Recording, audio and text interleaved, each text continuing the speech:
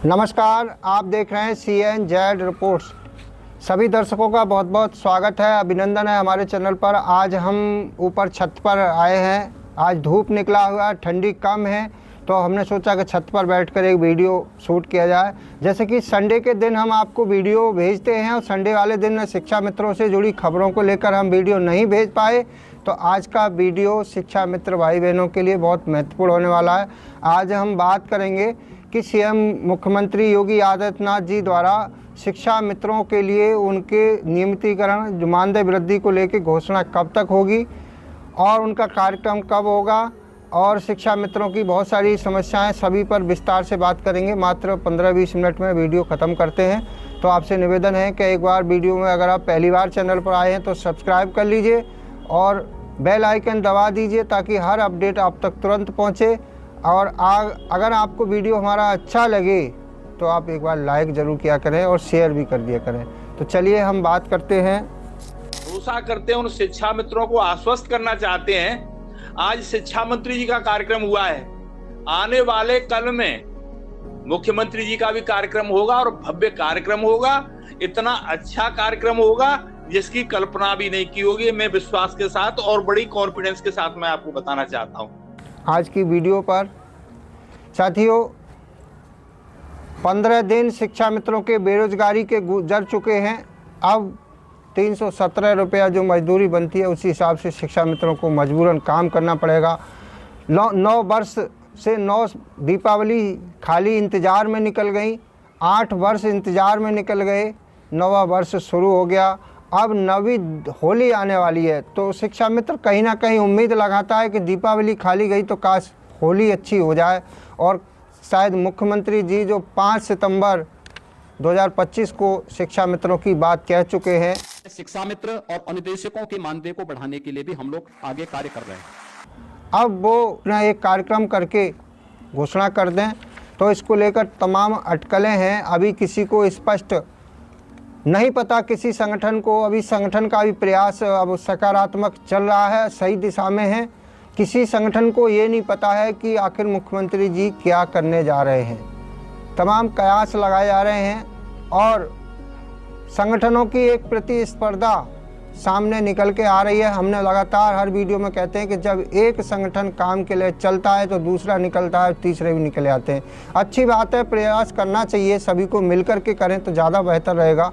अब बात यह है कि माननीय प्रदेश अध्यक्ष उत्तर प्रदेश प्राथमिक शिक्षा मित्र संघ के जो शिव कुमार शुक्ला जी के पिताजी का निधन हुआ, वो बहुत ही दुखद है और वो अपने पिताजी के क्रियाकर्मों में व्यस्त हैं। उनकी अरिष्टि तक वो व्यस्त रहेंगे, उसके बाद वो भी प्रयास करेंगे। लेकिन बात यह है कि शिव कुमार शुक्ला जी और अभय कुमार सिंह देवरिया, जो हमने आपको चैनल पर वीडियो भी लगाया, फेसबुक पर भी जानकारी दी पिछले सप्ताह में, अभय कुमार सिंह देवरिया माननीय मुख्यमंत्री योगी आदित्यनाथ जी के निमंत्रण पत्र पर वार्ता के लिए बुलाए गए। उनके साथ 5 सदस्यीय प्रतिनिधि मंडल मुख्यमंत्री जी से मिला और उसके बाद अभय सिंह जी ने आकर बताया, उसके अनुसार आपको क्लियर ये तो लग रहा है कि मुख्यमंत्री जी कुछ बेहतर ही करने जा रहे हैं।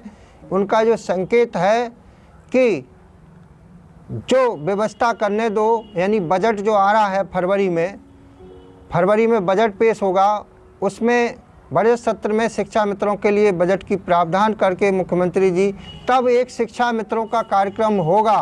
मुख्यमंत्री जी का भी कार्यक्रम हो सकता है। उन्होंने समय मांगा था तो उन्होंने इशारा दिया कि पहले आपकी व्यवस्था हो जाने दो, उसके बाद मैं समय दूंगा, आगे देखा जाएगा। देखिए, उससे स्पष्ट है कि मुख्यमंत्री जी आपको बिना कोई कार्यक्रम और बिना किए या ऐसे ही मिलने वाला आपको नहीं है। अभी बड़ा कार्यक्रम, चाहे मुख्यमंत्री जी अपने खर्चे पर, सरकारी के विभागीय खर्चे पर, अपनी व्यवस्था पर लखनऊ बुलाएं, चाहे संगठन के खर्चे पर लखनऊ शिक्षा मित्र जाएं, एक बड़ा कार्यक्रम होगा।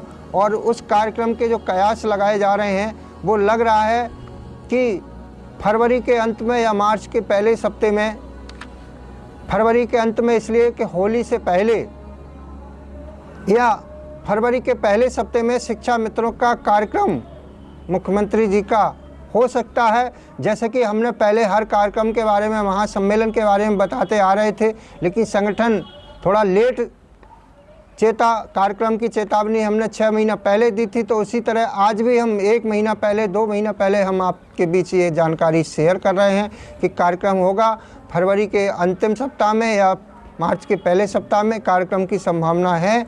अब इसके लिए प्रतिस्पर्धा इस बात की होनी चाहिए, अभय सिंह जी को प्रयास करना चाहिए और तेज़ी से, और शिव कुमार शुक्ला जी को देखना ये कि कौन मुख्यमंत्री जी का कार्यक्रम सबसे पहले लेता है। अगर कार्यक्रम मान लीजिए शुक्ला जी के द्वारा मिलता है तो अभय सिंह जी को उनका समर्थन करना चाहिए, अगर अभय सिंह जी को कार्यक्रम मिलता है तो शिव कुमार शुक्ला जी को, और समस्त छोटे मोटे संगठनों को उसी एकता का परिचय देते हुए एक सामूहिक कार्यक्रम ही होना चाहिए और शिक्षा मित्रों का भला होना चाहिए, किसी भी सूरत पर हो। यही आस शिक्षा मित्र लगाए हुए बैठा है।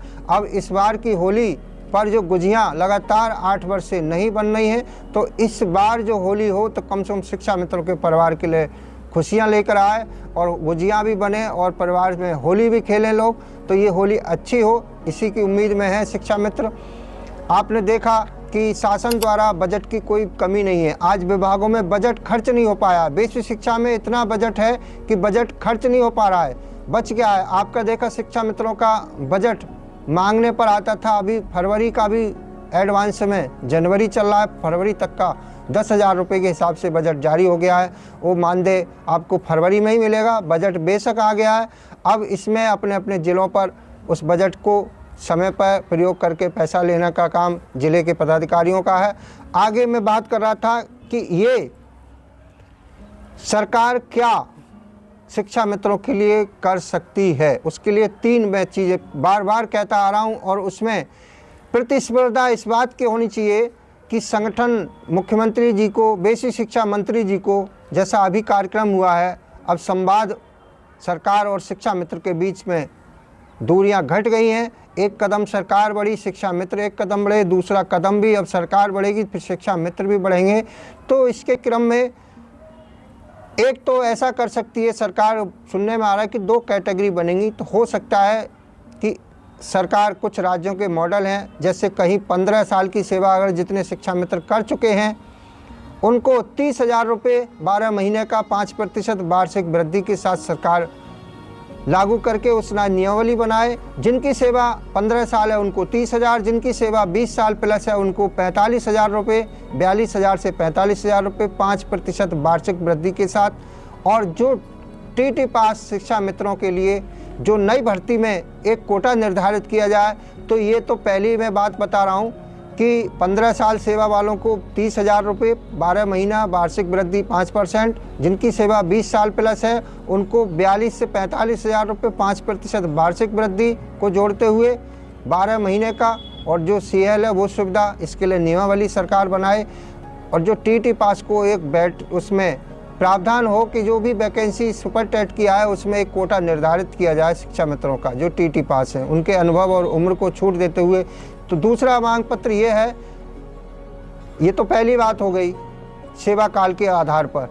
दूसरी मांग पत्र प्रशिक्षित वेतनमान, अगर सरकार चाहे तो सरकार के पास ऑप्शन है, एक नियमावली है कि जितने भी शिक्षा मित्र हैं जो 2010 से पूर्व टेट पास हैं, नहीं है 2010 से पूर्व स्नातक हैं, इसमें टेट का कोई मतलब नहीं बनता क्योंकि 2010 से पूर्व कोई भी शिक्षा मित्र या शिक्षकों पर टीटी लागू नहीं है। तो उसी आधार पर उनको प्रशिक्षित वेतनमान जो 38,878 से लेकर के 52,000 प्लस बनता है, उस प्रशिक्षित वेतनमान को सभी शिक्षा मित्रों को सरकार दे और सुपर टेट की भर्ती के लिए शिक्षा मित्रों को एक कोटा निर्धारित करे। ये दूसरा मांग पत्र हो सकता है, ये मॉडल हो सकता है, इसको अपनाना चाहिए। तीसरा ये मॉडल हो सकता है कि उत्तराखंड की भांति, जैसे कि उत्तराखंड में शिक्षा मित्रों पर सुपर टेट लागू नहीं है, तो उत्तर प्रदेश के शिक्षा मित्रों को उनके कार्यकाल और अनुभव को वरीयता देते हुए उत्तर प्रदेश के शिक्षा मित्रों को सुपर टेट से मुक्त रखते हुए जो टीटी पास हैं उनको नियमित शिक्षक बनाया जाए, और जो बिना टीटी पास हैं उनको 30,000 प्लस 12 महीने का वार्षिक वृद्धि के साथ उनका मानदेय नियमित शिक्षक के सभी वृद्धि और जो भी नियमावली हो उनके लिए उचित उसको बना करके दिया जाए।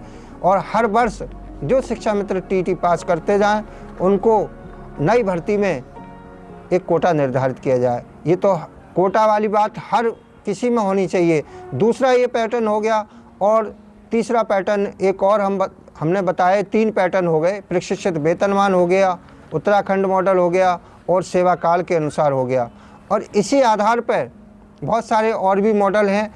कुछ लोग कह रहे हैं कि 2 कैटेगरी सरकार बना रही है, जो टीटी पास है उनको सहायक अध्यापक के समान नियमित सेवाएं वेतन, और जो टीटी पास नहीं है उनको प्रतिवर्ष 12 महीने का वार्षिक वृद्धि के साथ एक वित्तीय इंडेक्स के साथ बेहतर मानदेय व्यवस्था करने जा रही है, ताकि कोई भी उनकी समस्या आगे को ना रहे और जड़ से समस्या समाप्त हो।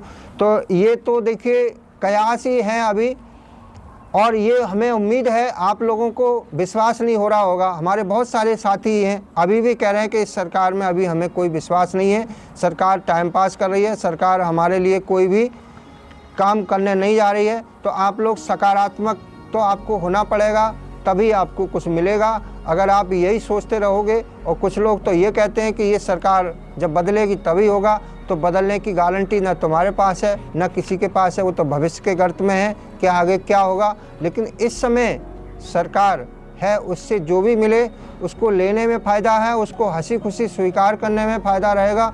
शिक्षा मित्रों का जो कुछ हुआ है अहित, सरकार के और शिक्षा मित्रों के बीच जो दूरियां थी उसकी वजह से हुआ है। अगर सामंजस्य पहले से बिठ जाता तो आज 8 साल से शिक्षा मित्रों की 10,000 शिक्षा मित्रों की मौत नहीं होती।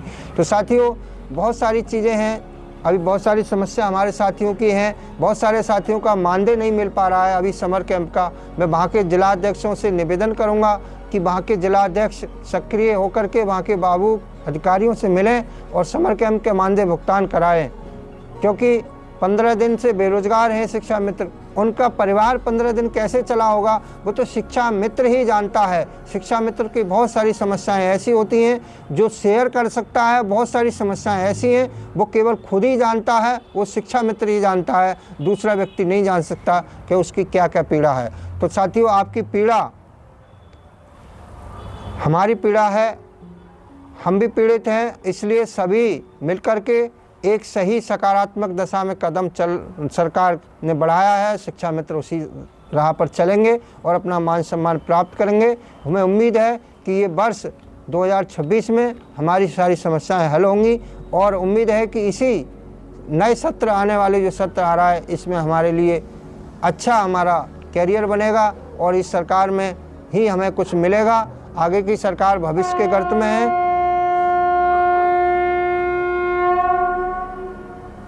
देखिए अभी पीछे हमारा रेलवे स्टेशन है, घर के पीछे हम तीसरी मंजिल के छत पर हैं और उसकी आवाज़ आई तो इसलिए रुकना पड़ा।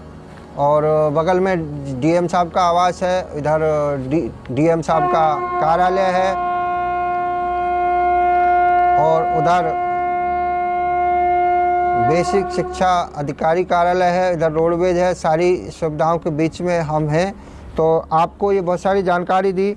अभी बहुत सारे शिक्षा मित्रों के फ़ोन आ रहे हैं, स्थानांतरण समायोजन का चल रहा है, उसमें कह रहे हैं सर इतना कागज़ मांगा जा रहा है।